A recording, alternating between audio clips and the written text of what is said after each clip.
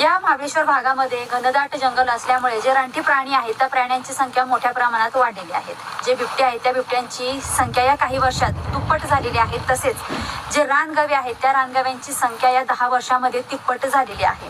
आता तुम्ही बघाल हा रस्ता आहे आणि या रस्त्याच्या वरती आहे फॉरेस्टचं जंगल आणि सेम याच्याच खाली आहे आपली शेती. या शेतामध्ये आपलं एक छोटंसं कंपनीचं युनिट आहे. त्याचबरोबर आपलं छोटंसं एक फार्म हाऊस आहे आणि आपण या परिसरामध्ये स्ट्रॉबेरीची शेती करतो. तर आता झालं काय मंडळी, रात्री एक रानगवा आपल्या शेतामध्ये आलेला, त्याचे इथे पाय वटलेले आहेत.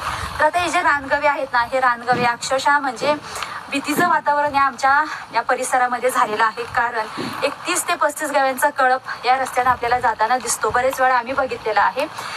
दिवसाचं समजा कुठं हिंडायचं फिरायचं झालं तर जीव अगदी मुठीत घेऊन फिरावं लागतं, कारण या रानातून कधी अचानक गवा आपल्या समोर येईल हे सांगता येणार नाही. आता काही दिवसांपूर्वी आपण प्रवास करताना एक संध्याकाळच्या 6:30